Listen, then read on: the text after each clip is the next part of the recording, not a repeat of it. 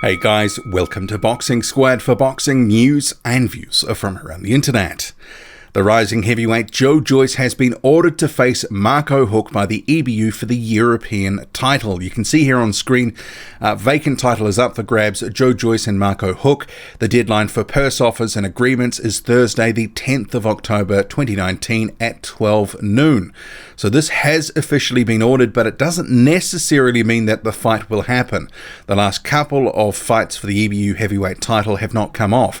Arjit Kabayel vacated the belt, went off to America, didn't face Joe Joyce, and prior to that, Otto Warren, he was the mandatory. He pulled out of a fight with Arjit Kabayel to go to America as well. So just because it's been ordered doesn't necessarily mean it will be made. But if it does, I do like Joe Joyce's chance in this fight. Marco Huck, and you can see here on screen, 41 wins, 5 losses, 1 draw. He is the number 2 from Germany, 6'2", 77-inch reach, 34 years old. And actually, when I was coming to make this video, I thought, geez, Marco Huck, he's a bit long in the tooth. So a little surprised to read that he's still only 34 years old, because he is one of these guys who's sort of been dipping in and out of the heavyweight division, obviously a cruiserweight for much of his career. And yeah, it does feel like he's been around forever and a day. And he did have a title shot against Alexander Povetkin all the way back in 2012. He lost that one. It was a majority decision loss. Povetkin held on to his WBA regular title. But you can see for the majority of his career, he has been campaigning at cruiserweight. Back in 2017, not a good year. He had 2 losses to 2 high-quality opponents at cruiserweight, Maris Bradis and also Alexander Usyk. Since then, he's jumped up to heavyweight, but he has not been very active. You can see here, Jakub Saglam, 4-round knockout, and Nick Guivas, that was a no contest in the first round. So only 5 collective rounds of action in the last couple of years. So that does not bode well for Marco Huck, who, in my view, I believe his best days are sort of behind him now. I don't believe that he is sort of in the prime anymore. Even though he's only 34 years old, there are a number of fighters like him who feel like they've been around forever and a day, and their best years were maybe 5 or 6 years ago. And I think this is a case where Huck is definitely off his prime now. He's the smaller man against Joe Joyce, and I think Joyce, in this one, I think he will do what Joe Joyce does best, which is throw a lot of punches. He will sort of use his height and his reach, and he will use those big sort of clubbing punches to slowly wear down Marco Huck. I would expect Joe Joyce to win this fight if it is in fact made. Huck, he was a good cruiserweight, and he's a decent-ish heavyweight. I mean, it remains to be seen what he's got left, but I would favour Joe Joyce should they make this fight. I think he will just eventually overwhelm Marco Huck and rack up a number of rounds on the back of his activity, the clubbing punches, and I think he will wear down Marco Huck. And of this potential fight, Joe Joyce's manager has spoken to World Boxing News. So Sam Jones says, listen, Joe wants the European title. He wants that belt. Joe wants to look back at his career with a cabinet full of titles. At the end of the day, it's not Joe's fault Kabayel ducked the fight and vacated, so if it's Marco Huck next, Joe will take him out. We don't like low overlooking opponents, but it seems Frank Warren wants the fight with Joe versus Dubois more than Daniel wants it. Joe is ahead of Dubois, and that's a fact. So if they make an offer which meets our value, the fight is on. Joe isn't scared of Daniel Dubois, and let's be honest, he hasn't had one world-class fight in his life, amateur or pro. Nathan Gorman didn't turn up. He wasn't at the races. Joe is a full-set man and will relish a sellout crowd against Daniel. So Sam Jones saying Joyce looking forward to taking that opportunity of Marco Huck should it come off, and more than willing to take on Daniel Dubois. And actually, I'll just get to some other comments, and this is by Frank Warren from his latest column on frankwarren.com. He says, people can see that with Daniel only having just turned 22, the strong interest of our country in the marquee weight category is pretty much guaranteed for a long time to come. Our man is only having his 13th fight on Friday, and in his first 12, he has cemented his position as the top young heavyweight in the world. I'm not about to rush him when all he needs right now is to continue picking up experience, but truthfully, the only one out there I wouldn't be so confident of putting him in with is Tyson. The lineal champ has probably got a bit too much stealth and cunning for the new kid on the heavyweight block at the moment. Don't rule it out at some point in the future, though, because Tyson has got no plans to step down.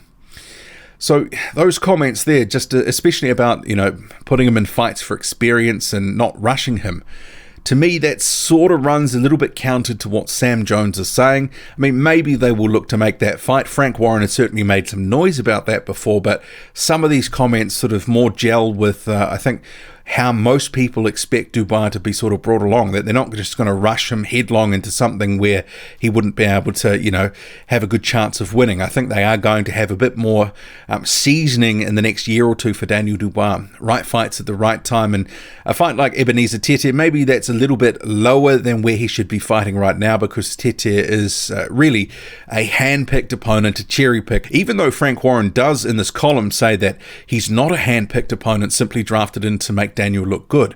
I mean, I've got to disagree with that completely, because that's exactly the situation here. I don't know how they managed to get the Commonwealth title on the line for that with Tete, who really has done not much to earn a shot there.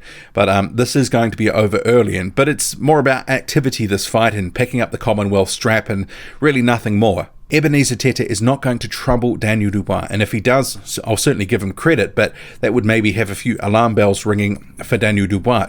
Sure, we've seen some heavyweights come better than advertised in 2019, but I don't expect Ebenezer Tete to be one of them.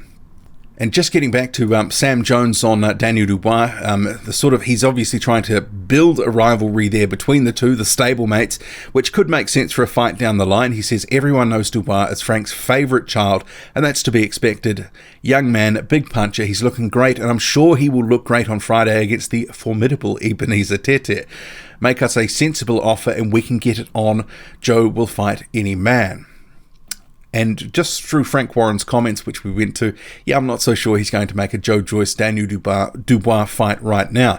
Even though he has made those signals before that it could be imminent, could be this year, I'm not so sure. Just more recent comments like the one in this column, that he's not about to rush him when he needs to keep picking up experience. I just don't see them putting Daniel Dubois at 22 into any unnecessary risky fights. I think they obviously looked at the Gorman one and thought at this stage of their career, both the prospects, if he took a loss now, it wouldn't matter so much because Gorman also a prospect. It was at a certain level. Dubois is now moving past that to a new level, and I think they'll just keep seasoning him for the next 12 to 18 months. Moving on, Carlos Takam has signed a co-promotional deal with Top Rank. So the press release here says Joe DeGuardia's star boxing and former heavyweight title challenger Carlos Takam have joined forces with Top Rank. Takam, 38, will make his star boxing / Top Rank debut on ESPN in early 2020. And just for clarity, he's already had one fight with Star Boxing. That was just a weekend or so ago, and that was against Craig Lewis, a 10-round unanimous decision for Takam. So Takam says, big thanks to my promoter Joe DeGuardia of Star Boxing, and many thanks to ESPN and Bob Arum. I'm grateful and excited for the opportunity in my quest to become a heavyweight champion of the world. I would like to thank my team for the great job they are doing, and all my fans all over the world for their support. So I won't go through any of the other sort of puffery within here, but I guess what this does mean is another heavyweight for ESPN to have on different cards, but also, I think more importantly, it gives some of the other heavyweights in the Top Rank / ESPN stable another name to actually fight and have in-house fights. And Top Rank, as we know, loves to have in-house fights, but it's not something they've really been doing at heavyweight. And they have been sort of expanding their stable recently, signing some young talent, but also the likes of Ajit Kabayal, Tyson Fury earlier this year. They just announced Jared Anderson just a day or so ago as well. They've got Sonny Konto. They've also got Guido Vianello. Kubrat Pulev signed a deal earlier this year. So you could see potentially the likes of Carlos Takam having a fight with Ajit Kabayal potentially, or Bryant Jennings, or even maybe Kubrat Pulev. Maybe that's not going to happen at this point because Kubrat Pulev looks like he will be fighting Mark Demore on November 9th, keeping his IBF mandatory spot sort of warm, having some activity. But Takam, he can get some decent fights at ESPN and Top Rank. And I think it would be good if he could fight some of those guys within that stable. I think at 38, he's the sort of guy now that he's not really in contention for a world title shot anymore, but he can give some of these other guys that are sort of working their way up, like an Ajit Kabayel, a good fight, a good test, and that's sort of what they need at that stage of their career. So I hope they do get him into some competitive fights. I don't want to see Carlos Takam versus a journeyman. There's no real point in that at this point in his career. I'll leave it there. So what do you make of it all? Drop a comment, loud and often. Hit like, hit subscribe. Follow me on Twitter, boxing_squared. I'm out.